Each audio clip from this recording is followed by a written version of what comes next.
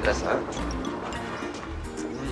بقول لك ايه، روحي سخني العربيه عبال ما اجيلك، مش عايز فزلكه وتقولي لي هطلع لك العربيه. ماشي؟ لا انا هاخدها لفه بس عشان تسخن كويس. يلا يا ولاد. لفه ده ايه؟ هو ايه اللي لفه؟ هي عجله؟ بقول لك يا ربيع. ايوه مصطفى بيه. عايزك تروح تجيب لي الواد مدحت ده من قفاه، ده نهاره اسود معايا، وانت كمان نهارك اسود معايا، مش انت اللي جايبه؟ انا مال انا ما عملتش حاجه، وبعدين هو عمل لك ايه انا مصطفى بيه؟ انت مالك انت عمل لي ايه؟ انا عايزك اول ما تشوفني راجع من الشغل تقول له مصطفى بيه عايزك في مصلحه حلوه قوي قوي قوي قوي. ده انت تؤمر يا مصطفى بيه.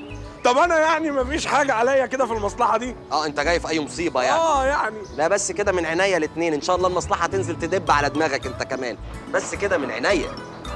ماشي ماشي يا القاهره. بقول لك يا ربيع قوم فين؟ ايوه يا شريف بيه. انا رايح افطر واجي ارجع الاقيك جايب لي مدحت من تحت تقطيع الارض، انت فاهم؟ ليه هو زعلك في حاجه؟ انت مالك انت؟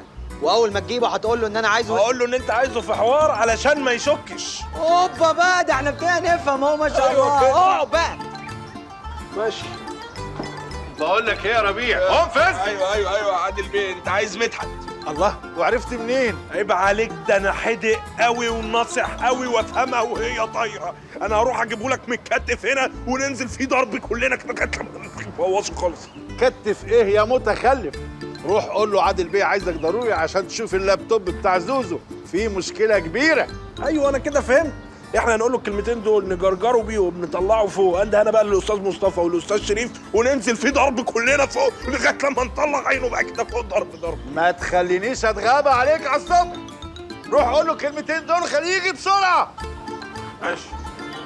انا كده مش فاهم، يعني انا اروح اجيبه دلوقتي علشان الاستاذ عادل، ولا كمان شويه علشان الاستاذ شريف، ولا على العصريه عشان الاستاذ مصطفى؟ انا اقعد اشرب الشاي وبعد كده ابقى افكر براحتي. ماشي يا القاهره. ما فتحش المحل طول اليوم، سالت عليه كل المحلات اللي جنبه لحد لما عرفت عنوان بيته. رحت خبطت عليه الباب ما فتحش، سالت الجيران كلهم لغايه لما قالوا لي ان هو جري زي المجنون على السلم وكان معاه شنطه هدومه. طب وده معناته ايه بقى الكلام ده؟ مش محتاجه تفسير يا حبيبي، احنا اتنصب علينا يا جماعه. انتوا دفعتوا فلوس كتير؟ لا مش ناقصه هي الكلام ده ولا التلميحات ولا النظرات دي. مش مسابقه هي مين اللي هيتنصب عليه بفلوس اقل يوم يطلع هو الكسبان. بلا وكسه. دافع فلوس كتير كتير قوي يا استاذ عادل، والكوينز كلها طلعت في الشنك. وانا وانت يا عم عادل من ضحايا الراوتر بتاعه ده، غير ان انا لبست الجهاز الزياده اللي بيسرق القنوات دوت. انا قلت من الاول ان الجهاز ده حرام حرام. الحمد لله انا ما جربتش الراوتر اللي اشتريته منه. قال وانا بعت له ربيع الصبح يقول له تعالى صلح اللابتوب، مش بعيد كان خده وباعه لواحد تاني. طب وبعدين؟ هنسكت له على اللي هو عمله فينا ده؟ يعوض علينا ربنا. لا ما تقولوش كده يا بهوات، الموضوع ده خلاص بتاعي. مدحت ده انا مش هنام ولا يهدالي بال غير لما اجيبه لكم في شوال هنا وننزل فيه علقه كلنا. انا اصلا وصيت البواب بتاع العماره بتاعته لو شافه يتصل بيا على طول. انا ليا معاه طار شطرنج مش هسيبه. طب الحمد لله، اطمنوا يا جماعه، ملف مدحت بقى في ايد المقدم ربيع خلاص، اطمنوا. يعني زي ما انت قلت يا استاذ عادل، يعوض علينا ربنا.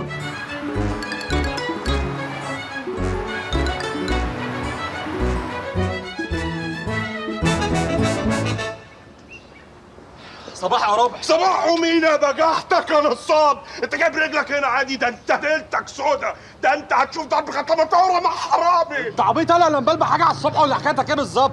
نصاب مين وحرامي مين؟ ما تظبط كده الكلام. بقول لك ايه؟ سيب القميص يا ربيع. مش سايب. بقول لك سيب القميص. بقول لك مش سايب. طب اديها لحد كبير اكلمه. اديها لك حد كبير اكبر. تعالوا اكبر، انت هتتسلخ النهارده. عليا النعمه يا جدعان، ما انا نصاب والنبي ده منظر نصاب. بعدين النصاب بيبقى خطر كده، لكن انا طيب وقلبي لبن عصير. عصير ايه؟ زبادي خلاط. هو فين الراجل اللي نصب على جوزي؟ لو سمحتوا يا جماعه من فضلكم، ما اتفقناش ان الحريم يتدخلوا في كلام الرجاله. بعدين انا قلت ان انا مش نصاب. ولما انت مش نصاب، الكوينز بتاعت الفيفا الفشنك دي طلعت ايه؟ عملت لي كارثه مع مراتي، اتفضل حلها بقى. دي بقى مش غلطتي. الموقع اللي انا اتعاملت معاه ده طلع في الشنك. بعدين يعني مش بشم على ظهر ايدي، وعشان ما اظلمش حد هنقسم الخساره بيني وبينك. لا مفيش انصاص، ام سوري، انت اللي غلطان وانت اللي هتشيلها لوحدك. والجهاز اللي انت نصبت عليا فيه وقلت لي هيجيب الافلام قبلها باسبوع، طلع بيجيب ضرافيل بتعوم في الميه وبتلعب كوره. انا هقول لكم الحقيقه يا جماعه، الجهاز والراوتر دول من اختراعي، بكوره انتاجي. جربتهم 99 مرة وفشلت الحمد لله.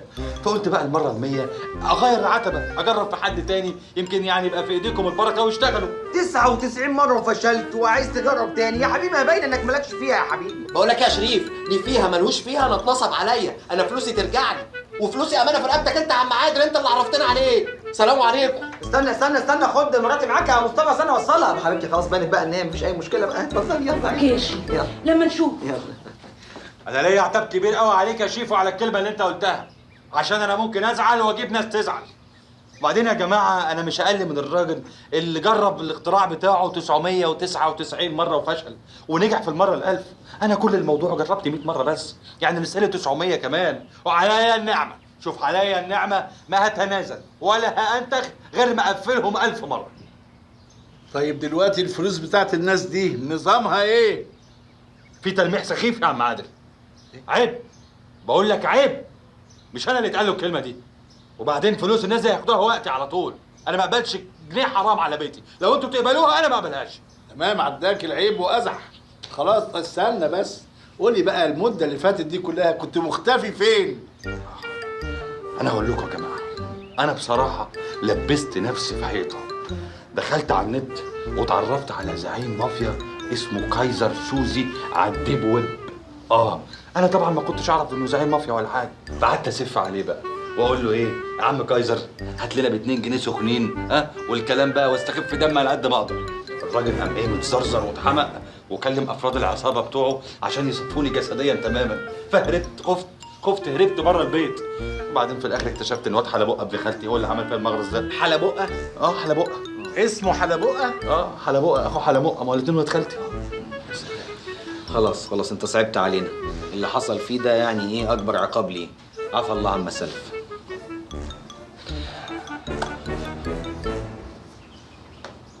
بص يا عم ربع، اديني اهو علمتك كل القوانين عشان ما تقولش ان انا بخم ولا حاجه. بس اللعب بشرف، شرف الانسان لاخوه الانسان، واللي هيخسر بقى حلو هيغدي التاني. هقول لك بقى على حاجه، انا اصلا ما حدش يقدر يكسبني، فحضر بقى كده نفسك علشان انت كده اللي دافع. عارف انا جرأة المبتدئين دي.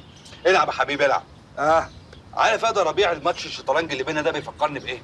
ايه؟ بيفكرني بفيلم اجنبي كده شفت لقطات منه في التلفزيون، فيلم حلو قوي قوي قوي قوي. كان اسمه ايه؟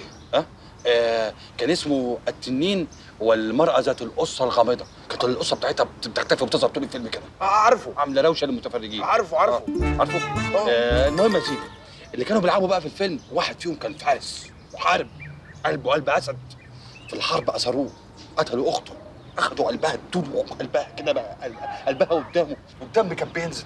وكان اخوه برضه في نفس المعركه، قتلوه برضه وجابوا له الكلاوي بتاعته، بقى الكلاوي والقلب قدامه كده، وهم محمرينهم طبق فيه قلب وطبق فيه الكلاوي، وجابوا له الطحينه، جابوا له السلطه، جابوا له العيش السخن، وجابوا له الشعر. ما كانش معاهم ليفت او حاجه؟ شفت الفيلم؟ لا بس كان فيه ليفت. المهم يا سيدي، وكان بيلاعب بقى راجل كده وشه سمح زي حالتك وزوجة الصلف في دماغه، كان لابس جلابيه حلوه زيك كده. الراجل ده ايوه بس انا مش لابس جلابيه. يا عم افترض ان انت لابس جلابيه بقى يا عم ربيع، افترض او امشي. لا او امشي، انت هتقعد تعرض في القصه. لا امشي والله. انا لابس جلابيه، بس انا في حاجه كده انا مش فاهمها، مين اللي كسب الشطرنج في الاخر؟ شفت اديني خليت دماغك وخيالك تسرح في القصه اللي حكيتها وسبت اللعبه ونسيته وكش بالك يا حبيبي. طب والله العظيم 3 انت اسطوره، انت اسطوره والله.